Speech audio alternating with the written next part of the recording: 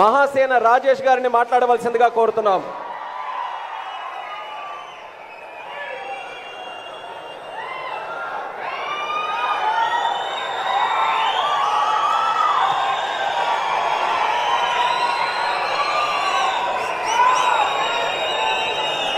అందరికీ జై భీమ్.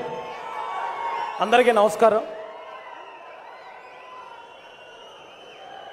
ఈ పార్టీ మన పార్టీ తెలుగుదేశం పార్టీ వ్యవస్థాపకులైన శ్రీ నందమూరి తారక రామారావు గారికి ఘన నివాళి అర్పిస్తూ ఈరోజు ఈ కార్యక్రమానికి ముఖ్య అతిథిగా విచ్చేసిన మన పార్టీ జాతీయ అధ్యక్షులు శ్రీ నారా చంద్రబాబు నాయుడు గారికి, అలాగే మన పార్టీ జాతీయ కార్యదర్శి అయిన శ్రీ నారా లోకేష్ గారికి, మన పార్టీ అధ్యక్షులు రాష్ట్ర అధ్యక్షులైన అచ్చెన్నాయుడు గారికి మరియు వేదికను అలంకరించిన అతిరథ మహారాజులందరికీ హృదయపూర్వక నమస్కారాలు తెలియజేస్తూ విచ్చేసిన నా పసుపు కుటుంబ సైనికులందరికీ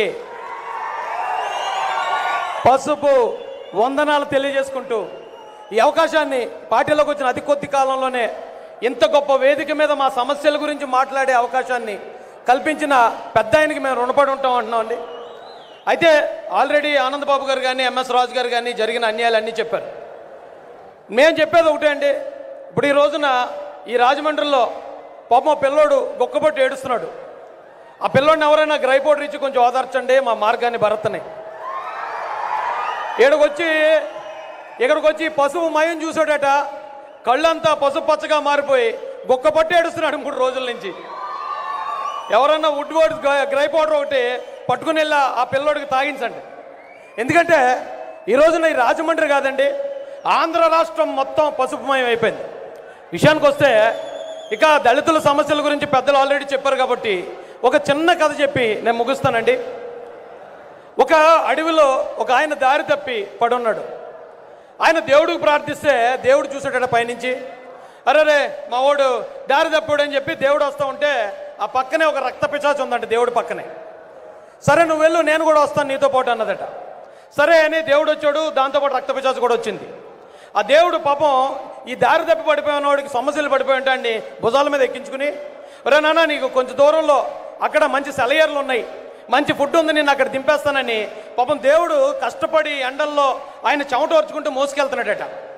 ఈ పక్కనున్న రక్త పిశాచం అంటుందట ఆ భుజాల మీద ఉన్నవాడితో, ఒరే నీకు ఇంకా బుద్ధి రాలేదా, నిన్ను మోసుకెళ్తున్నాడు అనుకుంటున్నావా, ఎండకి నిన్ను అడ్డు పెట్టుకున్నాడు రా, అతనికి ఎండ తగలకుండా నువ్వు నా భుజాల మీదకి రా, లేకపోతే నువ్వు నేను చెప్పినట్టు విను, నీకు ఎంతో అద్భుతమైన DBT అనే ఒక మంచి పథకం ఇస్తాను అన్నదట. ఏది ఎవరో రక్త పిశాచి, జాగ్రత్తగా ఆలోచించండి. సరే అని చెప్పి కొంచెం దూరం వెళ్ళిన తర్వాత ఈ పైన ఉన్నవాడు పాపం కష్టపడి మోస్తున్న దేవుని కూడా వదిలి నాకు ఎవడో ఏదో పథకం ఇస్తాను అంటున్నాడు, అతను మంచోడు అంటున్నాడని చెప్పి దిగేసాడట. ఈ రక్త పిశాచి ఏమన్నదంటే ఈసారి నేను నిన్ను భుజాల మీదకి ఎక్కించుకోను, నువ్వే నన్ను భుజాల మీదకి ఎక్కించుకో అందట. సరే భుజాల మీదకి ఎక్కించుకుంటే ఏమన్నా ఇస్తాడేమో నాకు అని చెప్పి భుజాల మీద ఎక్కించుకున్నాడట. ఎక్కించుకున్న తర్వాత ఈ తలకి ఇక్కడ చిన్న కన్నం పెట్టాడట. ఈ నెత్తి మీద ఉన్నాడు కదా, ఇటు చూసుకోవట్లేదు. కన్నం పెట్టి అక్కడి నుంచి రక్తం తాగటం మొదలుపెట్టింది పిశాచి.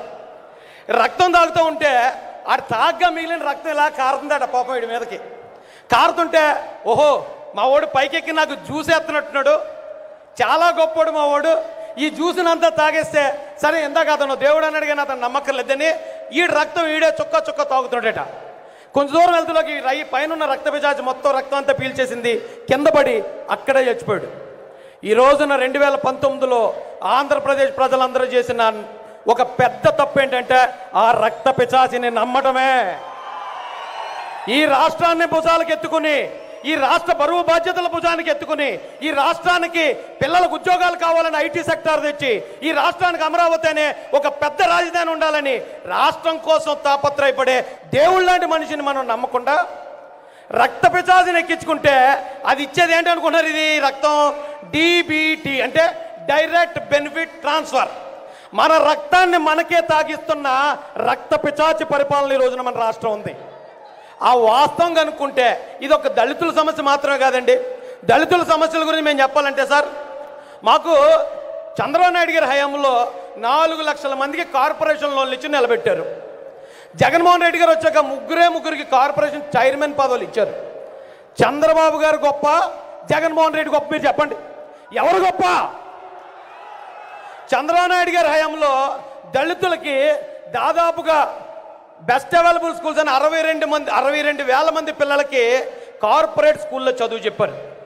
ఆ కార్పొరేట్ స్కూల్లో ఉన్న పిల్లలందరినీ ఆ పథకం రద్దు చేసి తీసుకొచ్చి గవర్నమెంట్ స్కూల్లో వారేసిన జగన్మోహన్ రెడ్డి మాకు గొప్ప, లేకపోతే కార్పొరేట్ స్కూల్లో మేము చదువుకోలేమండి. ఇప్పుడు జగన్మోహన్ రెడ్డి ఏదో రోజుకు 30 రూపాయలు ఇస్తున్నాడు, ఆ 30 రూపాయలు మా ఇంటి పక్కన ఉన్న అడిగిన ఇస్తాడు మాకు. కానీ మా పిల్లల్ని విదేశాలు పంపించి చదివించడం మా ఇంటి పక్కోడు, అది చంద్రబాబు నాయుడు గారే చదివించారు.